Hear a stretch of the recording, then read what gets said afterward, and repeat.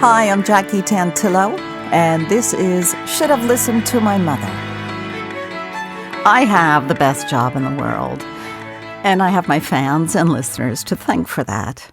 I get to meet wonderful guests and speak with them about the role their mom or female role model player played in their life. And sharing the visceral memories, the ones you can see, sense, and feel, are the most powerful. Are you who you are today because of or in spite of your mother? It's amazing when I mention the name of my podcast, I can already see the person I'm speaking with, the wheels start turning because it has a different effect on everybody. I have my listeners to thank for all of the success of Should Have Listened to My Mother. Help us to continue to spread the word, and when you have the opportunity, leave us a 5-star rating or review. That would be much appreciated. Or as they now say, appreciate you. And you can always email us at SHLTMM podcast@gmail.com. And now for this week's guest. Hold on to your hats because my guest is a real go-getter. Unbelievable what he's accomplished already in his lifetime, including creating, starred, and sold his own TV show, Storage Hunters. Hello. Remember that hit? That was a blast. Storage Hunters spent 12 seasons on the air in the U.S. and the U.K., and it's seen in hundreds of countries. He's a comedian. He's helped up-and-coming comedians make it big, such as Jimmy O. Yang. Does that name sound familiar? Sean Kelly has mastered the art of auctioneering and has helped nonprofit organizations raise millions. Sean loves helping people achieve their dreams. He is the founder of Do the Big Dream, or dothebigdream.com, because I know he's going to want you to go Google that, where he coaches people on how they can achieve their big lifelong dream.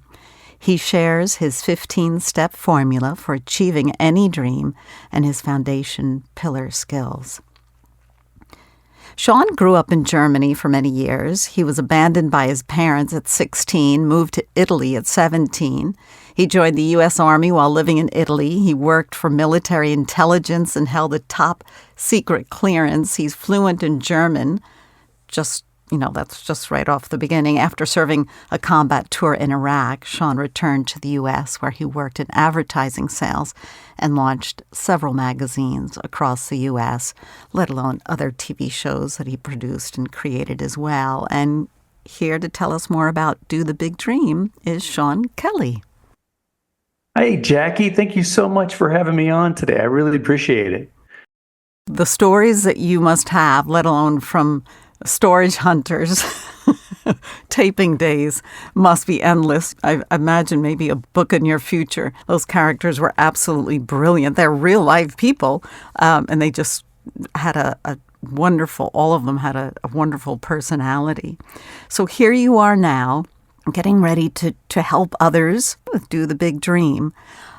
Yes. I want to know, because I have heard interviews that you've been on, the lessons your dad taught you were very impactful. I don't know much about this abandonment when you were 16, but today we're going to hear some stories about your mom. If we could begin with her name and how you referred to her would be great. Oh, sure. Yeah, my mom's name is Linda, and I just call her Mom. And it's such, first of all, thank you for the opportunity to come on and share some stories with your listeners. And it's kind of nice because, I've done lots of interviews over the years, especially promoting the different TV shows and stuff. And a lot of stories come up about my dad, because my dad was a real character. But it's nice to have an opportunity to kind of hit the pause button and reflect back on my life with my mom and share some stories with your audience about my mom. So thank you. Is she with us? Still your mom? Yes, she just turned 77 yesterday. Wow. So she is with us. She's sharp as a tack. It's funny because she's out. My wife and I have been married for 32 years, and she outlived all of our other parents, and she's doing great. That's and, wonderful. That's so Yeah. great that you have her still in your life. And my mom's name is Linda as well. So, of course, I'm Oh, very partial yes. to that name. Yes, yes, yeah. So it is really nice because like you mentioned, had a very unusual childhood. I mean, I really have never really met anyone else that's had such an unusual childhood. Yeah, like this, like the same kind of things, like growing up in a foreign country as an illegal alien, as American moving to another country and living there as an illegal alien. You don't hear that too often, and then getting abandoned at 16. But it is kind of nice that my mom's still alive so that, like, we've been able to, go rehash some of the stuff that we went through when we were younger and stuff. And it's been able to bring a lot of closure to a lot of different things. And so it's been nice. It's, because like sometimes you lose a parent and then that's it. There's You don't get no that revisiting any chance of to that. go back. Yeah. Yeah, So, were absolutely. your parents together at the time that they abandoned you? They were divorced, so they were living together. It was really strange. So I'll tell you what happened was my dad was he would read these Hemingway novels, and he had these fantasies of living in Europe. But my father never went to college, so he was an insurance salesman. He read an article, or he read a classified ad about someone trying to recruit an insurance salesman in Germany to sell insurance to GIs. So my dad just my mom and dad had been off and on over the years. They would split up, get back together, split up, get back together, and that had started like when I was 2. So at one point, my dad just goes, that's it. I'm moving to Germany, and he took off when I was 9, and he moved to Germany. He was living there on his own, and my parents got divorced. So I'm living with my mom, single mom, living in outside of Reno, Nevada. My mom was working full time to support the two of us, and we didn't hear much from my dad. But then at one point. I was really missing my dad. And even though my parents were divorced, my dad came back to the States for a visit, and my parents agreed that it wouldn't be a bad idea if we moved to Germany with my dad and lived there. So we did. My parents, even though they were divorced, they lived in the same house. They lived in separate bedrooms, and and so here we were when I was 11 years old. I found myself living in Germany, went there on a 3-month visa and stayed for just years. The way a lot of illegal aliens do it is they come in on a visa and they're just visa overstays. But we just did it kind of in reverse. And so that's how I wound up in Wow. Germany. Yeah. Where were you born? In So Nevada? I was born in Redding, California, Northern California, and then we moved to Sacramento, and then we moved to Reno, and then from Reno we moved to Germany. And my parents were always really kind of non-traditional. Like I can my earliest memory of doing something that was like really crazy was my mom wanted to go visit her sister who lived in Escondido, and I was 10 years old, and we lived in Reno, Nevada. It's 618 miles away. My mom was not feeling great, but she wanted to go see her sister, so she had me drive us. And so at 10 years old, she had me sit on a pillow so I could see over the steering wheel. And I drove us from Reno to Escondido, California, 618 miles. Did she give So you any driving lessons first, or yeah, that? we started off in a parking lot, and she showed me how to work the clutch. It was a Datsun B210, so it wasn't even an automatic. So I had to shift gears. So she showed me how to shift gears and gave me a little bit of a lesson. And then, yeah, the old clutch. And Yeah. yeah, and I drove us through the Sierra Nevada mountains down through Sacramento. Once we got in the valley, then it's just straight all the way to Southern California until you get to the Grapevine. But yeah, I drove us 618 miles when I was 10. At So 10 at years 10, old. yeah. Wow, I So love her already. yeah, just nuts, right? Just kind of like who does that kind of stuff. So Oh my so that gosh. was like that's kind of like just a little taste test of like what my childhood was like. But that was the first memory that I have where you look back and I go, yeah, I really don't know of any other kids that did that at 10. Your Then we feet moved. hit the pedals too, so that's pretty great. I get the pillow thing to sit on, but that your legs reached, especially with the Yeah, clutch. That's I'd have to slide down to the front of the seat, and I'd have to push in the clutch and shift the gears, and then right.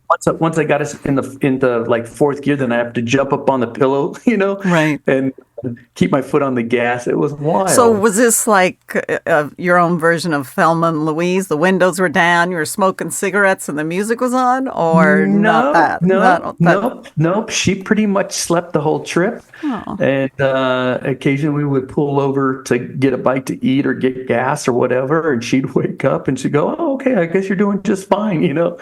has her And health recovered since then? Or yeah, I mean, that yeah. wasn't a serious illness where she had to be rushed to the hospital or something. She overcame whatever she was suffering at the time. Oh, yeah. I Oh, think it good. was probably just like my dad had left and Right. we were, Heartbreak. and yeah, probably. It was probably something along those lines. And what did she do for a living when the two of you were living together? But when we were living together, she was working for management recruiter. She was a headhunter. She would find people and recruit them and place them in jobs. And she was good at it. She really liked it, and she had a really nice boss at the time. And it was a commission. It was pretty much a commission job. So if she didn't place people, she didn't get paid. But she was pretty good at it. And then once we moved to Germany, she ended up getting a job on the U.S. Army base working for Central Texas College, where she would register the GIs for classes and stuff. And she really liked that as well. Were you guys at the base in Stuttgart, or where were you? No, no, no. We had no affiliation Oh, whatsoever. that's As a matter right. of fact, That's right. yeah. Yeah, we're living there as illegal aliens, but basically, like, they don't even want you there, right? But they can't stop you from the U.S. military couldn't stop us from being there, but they don't really want you there. So yes, we moved there, and my dad would sell life insurance to GIs. My mom didn't work the first few years we lived there. As a matter of fact, what happened was my dad, he would, he'd sell life insurance. We'd get these commission checks. And then once he got his commission checks, my mom and my dad would get in the car and we had this little Ford, this little hatchback, and we would just road trip all around Europe until the money ran out. And sometimes they would pull me out of school and, my mom would say, listen, you're going to learn more. They're going to learn more on this road trip than you're going to learn in class. And so we would, sometimes it would be a week, sometimes it would be 3 weeks, sometimes it would be a month, month and a half. We would just go. There's something to be said for that, Sean. I know it's just great. They were right. You were going to learn more.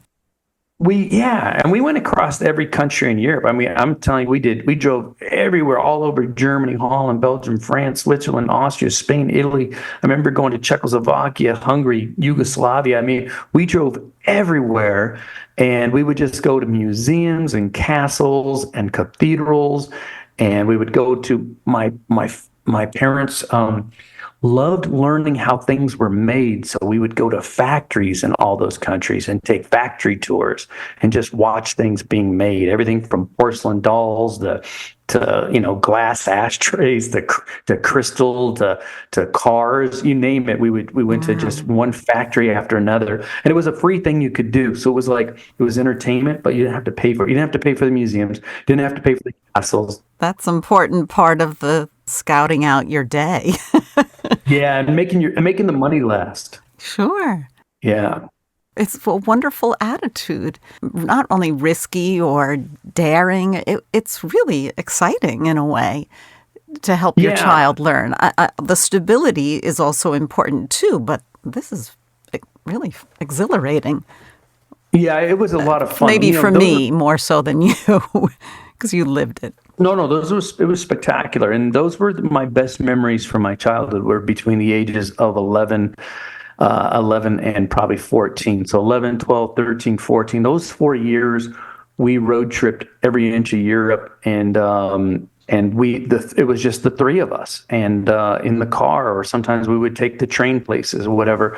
And, my parents, my mother's, even though she's never pursued it, she was a very talented artist, and she started off with photography, and she would go to Holland to the Keukenhof, where they raise all of the tulips and other exotic flowers, and she would go with her telephoto lens, and she would take these up close photos of these pictures of these beautiful flowers, and then she would come home, and we would take the train, and we would go to Paris. And we would leave Frankfurt around midnight, get on the train. We'd wake up in Paris at 8 a.m. the next morning. And then we would just go to all the museums. We'd go to the Louvre, we'd go to the Jeu de Paume, we'd go to Monet's Gardens, Gervinais. We'd go to all these places, and my mom would study the artists and their paintings of these landscapes and the flowers and stuff. And then she would come home back to Germany, and in between trips, she would paint. And she would paint beautiful flowers from her, between what she had learned taking photography of them in Holland, and then what she had learned going to the museums in Paris. And then she would try to use these different techniques. And she painted beautiful pictures, but she never shared her art with anybody. She was, I think she was too, maybe afraid of being judged. I don't know. Intimidated. Yeah, I didn't see. The thing was, I only knew about the photography part of it forever. I didn't know about the painting part because she was doing it when I wasn't home.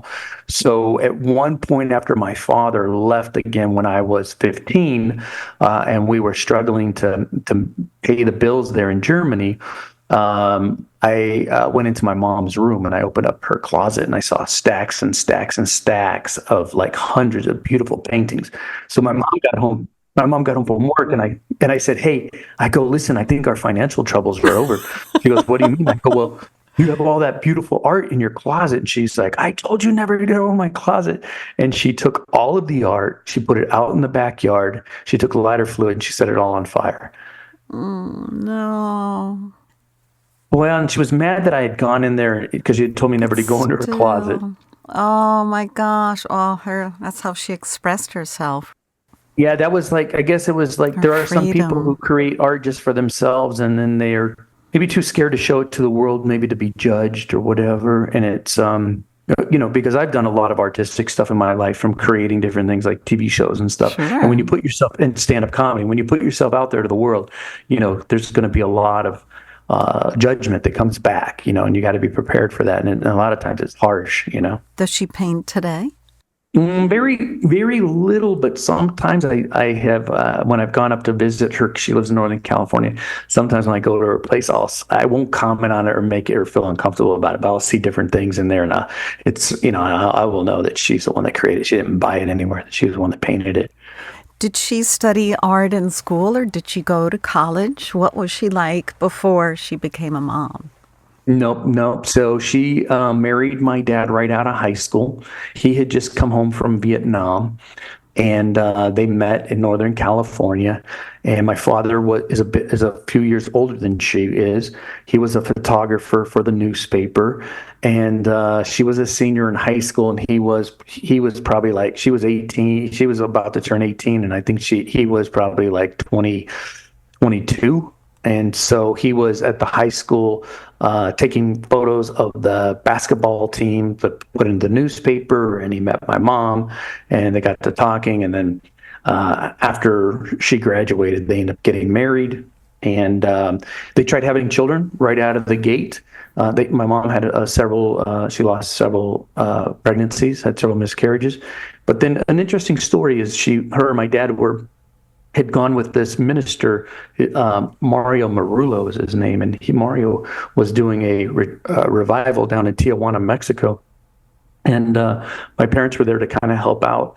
And the Mario was praying over my mom at one point, and he told her, you're pregnant now with a child, and God has really special plans for this child. So my mom goes home to Northern California and finds out indeed she was pregnant. So she would always share that story with me to say, like, hey, God's got great plans for you. So when the mom tells you something like that, and you hear the story, and then your dad confirms it, and you believe it wholeheartedly, it helps you get through some like hard times. So I remember when I was in Iraq, and for a while I was afraid that I was going to die in combat, but then I realized, well, I don't think that I don't think I've fulfilled my whatever God's got for me yet. So, And so that's what carried me through combat oh without my thinking I gosh, was what going to a die. great story. Oh my goodness. Yeah. Last thing, going back to your mom in high school, was she a good student? Did she have a lot of friends? Did she have interests? Was her family a big part of her upbringing? Yeah, so she has several siblings. So she was one of five, and she's the oldest. And growing up, she grew up in a small town, Northern California, and she had lots and lots of friends. And many of those friends that haven't already passed, the ones that are still alive, she's still friends with them today. So she's managed to hold on to many friendships since high school. She was part of the generation, though, where a lot of her classmates and friends and stuff went off to Vietnam, and including her own brother. And so some of them didn't make it home, and the ones who did make it home weren't always they weren't the same, Sure. Yeah. So that was kind of a difficult generation where a lot of in those years where you're Your like a youth senior was in taken high away school. from you. Yeah, and a lot of your male friends are being were put into the military and shipped off, and some of them didn't come home. So that's impactful. Absolutely. But she's still here, right? She's Yes. still being Linda. Yeah. Yes, that's right. That's right. Oh my gosh. Oh, I'm so glad. And if you want to hear some pretty amazing stories about Sean's dad, Sarah Moses is a host of a podcast called Do It Now. Sarah Yes. Moses. So if you want to find out more about Sean and lessons that his dad taught him as a young kid, go check that out because it's fascinating because it very impactful on who you are today. And that's what I want to get to. Your latest endeavor where you're trying to help people. And you've had wonderful successes in TV and in comedy. And now do the big dream. You know what it's like. Right before your 40th birthday, you said, I'm going to have a TV show. I want to be on a TV show. And it is possible, right? Yeah, so that's the thing is that okay, so you touched on earlier like how I had gotten abandoned by my parents at 16. They went off and my mother had got a new boyfriend, my father got a girlfriend, and they kind of went in separate directions. So at 16, I got my own apartment. I got a job driving a forklift at night. I finished high school on my own. And then I moved down to Italy and I got a job on a U.S. Army base as an undercover store detective catching shoplifters before I joined the military. So I had this really unusual background, but it was kind of a hard knocks learning situation. But then I took all of that and I wound up, using all those things as lessons to help propel me through life. And I've always had this because of the way I was raised, and you can hear, those are such unusual stories, right? I've always had this faith and belief in my mind that if you want to do something and if you want to accomplish something, you can just go do it, right? And I because of the way we lived growing up and because of all the things I'd been through. So yes, so at 40 years old, it was 2 days before my 40th birthday. I was taking an inventory of my life, and I looked back and I thought, wait, I have never taken one step, not one bit of action towards my lifelong dream. When I was a kid, I used to watch TV, and I used to always dream about having my own television show. So 2 days later at my 40th birthday party, I tell all my friends and family, hey guys, I'm going to have my own TV show, and it's going to be a worldwide hit. And immediately my friends were so happy for me. They're like, wow, Sean, that's amazing. They're like, what channel is it going to be on? I'm like, oh, I don't know yet. Like, oh, okay, well, what's it going to be called? I'm like, I don't know. And they're like, but yeah, but what's it about? And I'm like, oh, I don't have an idea. And then they start laughing. They go, oh, it's just a dream? But my wife said, well, listen, if it's a show that you want, I know you're going to get it, because she'd seen me reinvent myself so many times. So 9 months later, I was starring on True TV, and I had my own television show, Storage Hunters, 6 seasons on True TV. Then we moved to the UK, did 6 seasons on a BBC-owned channel called Dave. Spent 4 years living in London, having the best time of my life, traveling around Europe, living there as a TV star. It was just incredible. And it was all because I just said, I'm going to do this. And I knew I could because there was other things in my life that I had done before, like becoming an auctioneer, becoming a stand-up comedian, like different things where it's like I just went and figured it out. So I had a bit of a formula that I could follow. Between the time that I told my family that I was going to, or my friends and family at my birthday party, I was going to do this, and then 9 months later starting on the show, I just want your listeners to know that in between there was a ton of rejection. Oh, I remember you saying everyone you called that day in TV or marketing. No, right? Yes. Yes. Rejected by every television network in America twice. Got rejected by all of the big agencies, talent agencies, all of the production companies. and then just figured out some clever way to kind of loop around behind all of them and still get it done, which is a fascinating story. But so now what I'm doing with this Do the Big Dream is I have people go check the website out. If they like what they see and hear, then I have them click over to my private Facebook group, join that for free. And then in there, starting on February 26th is when I'm launching. I'm going to be coaching people and teaching them how you go about accomplishing something big that you have no idea how to do it. It's that big impossible dream, the one where you've been almost afraid to admit to yourself that you've even had this lifelong dream. And there's other people in the group who feel the same way. As of right now, I think I have 148 people that have signed up in the group. Is this this is virtual? It's on it's Zoom. going to be through Facebook once a week. Okay. Yeah, once a week I'll go on there. I'll do a live with everybody, give them a bunch of coaching, tell them what I want them to work on that week, and then the next week, the next step, the next step, the next step. And I can't wait to see what people accomplish because, like you touched on earlier, I had coached Jimmy O Yang when he was a senior in college, and he's gone on to have 2 Amazon specials. He's been in like 10 movies, very funny, 4 TV shows. Yeah. It's possible. Well, you learned fear of rejection is a huge one, right? That gets in the way. And I know even for me throughout my life, all of a sudden this fear of, oh God, I don't know how to do that, or I'm not gonna be right for this. We could talk ourselves out of anything and everything. Yeah, that's why the first thing that I teach everyone is the lesson that I learned on how to overcome the fear of rejection. So I have no fear of rejection, and I feel like that's my superpower. It is. Congratulations. Yeah. I wish I had that. I want to show people. So I teach through this, I'm going to be teaching other people how they too can get rid of the fear of rejection and eliminate that from their lives forever. And then be able to just go out and try all these new things because the lesson that I teach them which is a lesson that I learned when I was 11.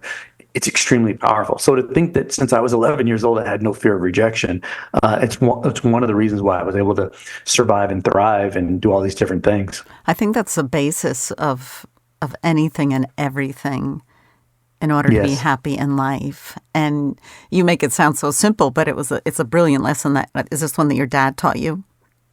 Yeah, on the really base is. trying to sell them. So I would recommend checking out the podcast, even Sarah Moses, or sign up for Sean's project, Do the Big Dream. Yes.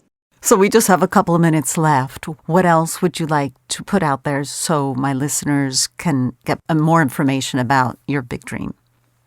Yeah, well, I just want to say this. I learned when I was in Iraq, I had a couple of very close calls with my life. And so I always kind of look at like how lucky I am to be here and that I'm kind of living on borrowed time.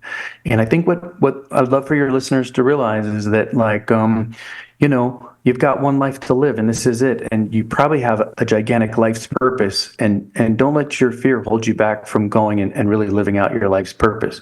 And I actually have my mom to thank for that because she always would instill in me when I was younger that you can do absolutely anything you put your mind to. And of course, she had me convinced that I had God had special plans for me. So I just want everyone to know that this is it. This is your life. And so you don't want. I asked my grandmother when she was on her deathbed when she was 98.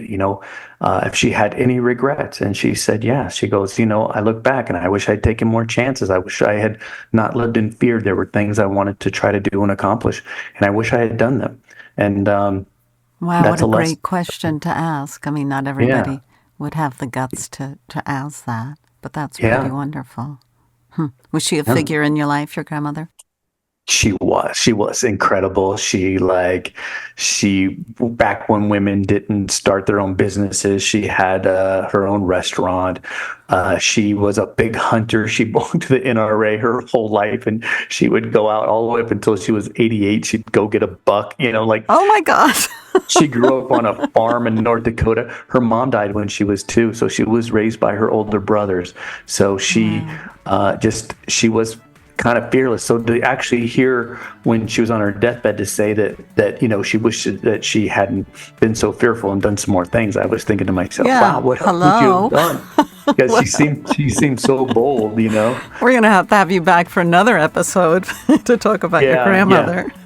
Yeah. She was a force of nature. Wow. Sean Kelly, thank you so much for joining me on Should Have Listened to My Mother.